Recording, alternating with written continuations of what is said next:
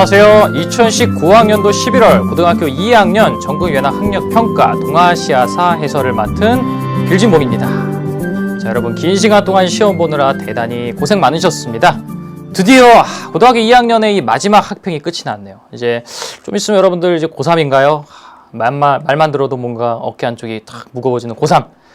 많이 긴장도 되고 떨리는 친구들이 많을 텐데 어차피 다가오는 미래라면 우리가 조금 더 가벼운 마음으로 그리고 조금 자신감 있는 자세로 이렇게 다가오는 고3을 맞이할 필요가 있지 않을까라는 생각이 듭니다. 여러분들 너무 걱정하실 필요 없습니다. 늘 열심히 해왔듯이 앞으로에도 여러분들 항상 꽃길이 펼쳐져 있을 거라고 선생님 확신하니까요. 지금 이렇게 이 강의를 보는 것도 여러분들 얼마나 대단합니까? 그렇죠? 예. 자, 오늘 시험 어떻게 보셨습니까? 오늘 11월 학평을 난이도를 일단 얘기를 하자면 전반적으로 평이한 수준이었다 이렇게 말씀드릴 수가 있습니다. 저번 9월 같은 경우 조금 이제 난이도가 살짝 높은 면이 없지 않아 있었다라고 얘기를 했는데요. 9월에 비하면 11월 학평은 전반적으로 좀 평이한 난이도였고 고등학교 2학년의 수준에 맞추기 위해서 나름 신경 쓴 문제들이 몇 개 보이는 등 전반적으로 평이했습니다. 다만 이제 시험 범위가 저번 9월 같은 경우는 이제 전근대사에 한정이 됐었죠. 3단원까지였는데 이번에 이제 뭐 전범위는 아니지만 거의 사실상 이제 전범위인 마지막 5단원의 1단원까지 이렇게 범위가 많이 확대가 되면서 문제 자체는 그렇게 어렵지 않아도 조금 낯선 부분들이 많이 나와서 그 부분 때문에 어려워했던 친구들이 조금 있을 것 같아요. 자, 이번 시험 범위가 방금 얘기했다시피 처음부터 마지막 5단원, 오늘날의 동아시아에서 첫 번째 2차 세계대전 전후초리와 냉전체제까지였거든요. 그래서 아마 이 부분까지 웬만한 학교에서 다 진도를 나가긴 했겠지만 그래도 이제 뒷부분은 아직 좀 생소한 내용들이 많이 나와서 그래서 좀 어렵게 느껴진 친구들도 있지 않았을까라는 생각이 듭니다. 그리고 단원별로 얼마나 문제가 나왔는지 살펴보면요.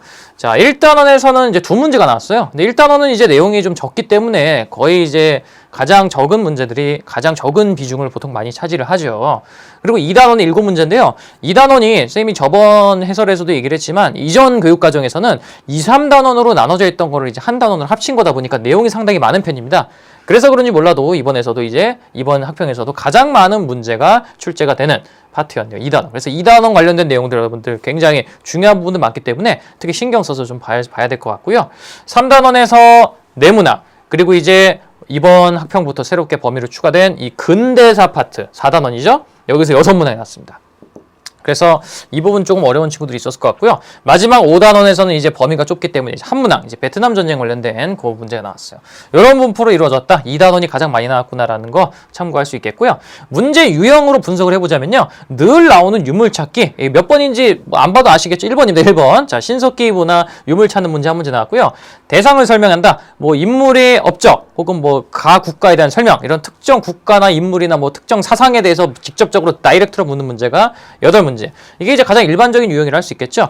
이 대상 설명 유형의 문항이 많을수록 그나마 문제 난이도가 좀 평이해진다 이렇게 볼 수 있겠고요. 주제 파악, 뭐 특정 국가의 뭐 대외 관계 혹은 뭐 특정 인물의 어떤 움직임 혹은 더 뭐 이런 것들. 예. 한 단계 더 건너뛰어서 조금 심화된 유형의 주제 파악 문제가 한 5문제 정도 나왔습니다. 사실 뭐 그렇게 어려운 건 없었어요. 근데 이제 문제는 이거죠. 시기 추론. 언제나 여러분들 동아시아사에서 여러분들을 가장 괴롭히는 킬러 문항에 가장 많이 숨어있는 유형이 바로 시기 추론 문제. 이게 6문제가 나왔습니다. 그래서 요 부분에서도 이제 조금 어려움을 느낀 친구들이 있었을 수 있다. 그래서 이렇게 주로 이제 출제가 됐고요.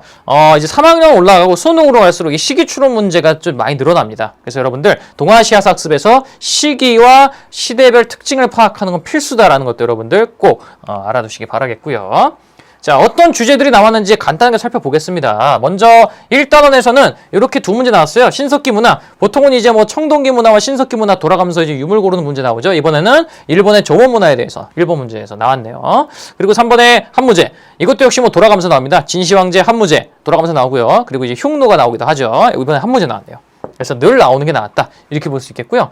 나머지 나온도 뭐 정말 야 이게 왜 나왔지 싶은 거는 거의 없습니다. 예, 거의 뭐 나올 만한 주제들이 나왔다 이렇게 볼 수 있겠고요.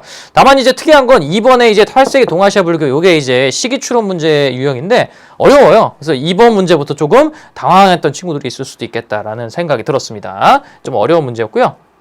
그리고 이제 당나라의 대외관계를 묻는 문제인데 특이하게도 이제 두보의 시가 제시가 됐습니다. 그래서 조금 신선했다. 하지만 문제 자체는 뭐 그렇게 어려운 문제는 아닙니다. 늘 이제 이번 교육과정에서 강조된다고 선생님이 얘기했던 화봉공주와 관련된 얘기 나왔기 때문에 그렇게 어려운 문제는 아니었어요. 자, 이렇게 해서 볼 수 있겠고 8번에 이제 인구 이동 파트에서 5호의 남아가 나왔는데 5호의 남아와 도웨인의 이동은 이제 인구 이동에서 가장 빈번하게 나오는 주제이기 때문에 여러분들 아마 익숙하게 푸셨을 거라는 생각이 듭니다. 자, 3번에서는 이제 네 문제가 나왔어요. 마테오 리치 같은 경우에 서양 선교사 중에서 가장 많이 문제로 제시되는 인물이죠. 사실상 서양 선교사 중에 거의 마테오 리치 말고 낼 게 없습니다. 마테오 리치가 제일 이제 한 일이 많기 때문에 선지 만들기 쉽거든요. 예, 그래서 마테오 리치 얘기 나왔고 문제 나왔고, 자, 동아시아 서민 문화 같은 경우 이게 이제 시기 문제를 가장 그냥 묻는 문제였죠, 사실. 시기를 물었지만 사실상 그냥 서민 문화가 뭐냐 이걸 묻는 문제였어요. 그래서 그렇게 뭐 난이도가 이렇게 높진 않았다 이렇게 볼 수 있겠고요. 자, 이제 4단원. 이번 이제 11월 학평에서 새롭게 시험 범위에 편입된 부분이죠.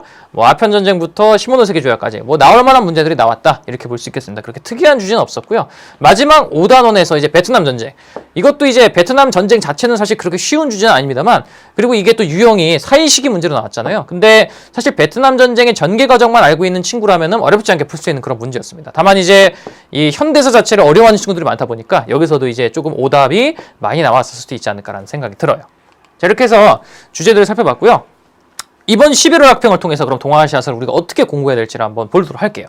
사실 이전에 뭐 6월 학평이나 9월 학평 해설 때 총평에서 얘기를 해서 똑같은 얘기는 가급적 안 하겠습니다. 거기서도 이제 동아시아사 고득점 위한 전략들을 얘기했고요. 거기에 이제 플러스해서 조금 더 강조해서 얘기를 하자면요. 일단 키워드. 어떤 자료가 주어지든 간에 그 안에는 최소 2개 이상의 힌트가 숨어 있습니다. 키워드를 재빠르게 캐치하고 여기서 묻는 게 무엇인지를 명확하게 파악하는 게 중요해요. 그러기 위해서는 주요 사건이나 주요 인물, 주요 국가와 관련된 키워드가 뭔지를 여러분들이 평소에 확실하게 익혀놓으실 필요가 있겠죠. 정근대 시기를 공부할 때 특히 왕조별 특징, 이게 이제 특히 중국사를 공부할 때 굉장히 중요합니다. 그래서 뭐 수도가 어딘지, 당나라 같은 경우에 이제 힌트로 뭐 수도가 장안이다라는 게 이번 문제에 제시가 되거든요. 뭐 그런 거 보면 이제 이게 어떤 왕조겠구나라고 딱 캐치할 수 있는 그런 능력, 대외 정책, 뭐 특정 왕조의 대외 정책이 어땠는지, 그리고 주요 그 왕조의 제도, 뭐 균전제 하면은 바로 북이 수당 딱딱딱 이렇게 나올 수 있는, 그리고 사건 이런 것들. 주요 사건들 이런 것들을 왕조랑 같이 연관지어서 특히 중국사를 공부할 때 이게 이제 굉장히 중요하다는 거 알아두시고요. 그리고 이제 시기 파악이 굉장히 중요합니다. 앞에서 말씀드렸지만 동아시아사 킬러 문항은 보통 이 시기 문제에서 많이 나오거든요. 그래서 세기 단위로 몇 세기에 무슨 사건이 있었고 어느 왕조가 어느 지역이 있었는지 이런 것들 잘 파악해 두시기 바라겠고요.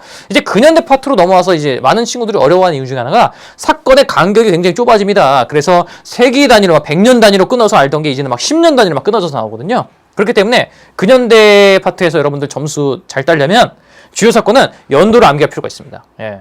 동아시아사는 연표와의 싸움인 거 여러분 잘 아시잖아요. 그렇죠? 그래서 주요 사건들 같은 경우는 연도를 조금 암기할 필요가 있다. 특히 이거는 이제 나중에 내년에 이제 고3으로 올라가서 고3 학평, 모평이나 수능 문제를 풀 때 이게 이제 만점 여부를 좌우합니다. 여러분들 연도 중요한 거는 좀 알아두시길 바라겠습니다. 그리고 근현대에서 이제 각종 조약들이 막 쏟아져 나옵니다. 예, 이번 학평에서도 이제 뭐 난징 조약, 뭐 구체적인 난징 조약의 조약 그 내용을 묻는 문제는 안 나왔습니다만 난징 조약이 나왔고요. 그리고 시모노세키 조약이 또 나오거든요.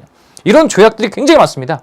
이 조약들을 여러분들이 딱 보면은 이거 무슨 조약이구나 이런 것들을 여러분 캐치할 수 있는 그런 능력이 뒷받침이 돼야 돼요. 이번 11월 학평에서는 이게 그렇게까지 자세히 안 나왔지만 여러분들이 이제 앞으로 내년에 만날 고3 올라가서 만날 각종 학평, 모평, 수능에서는 분명히 나오거든요.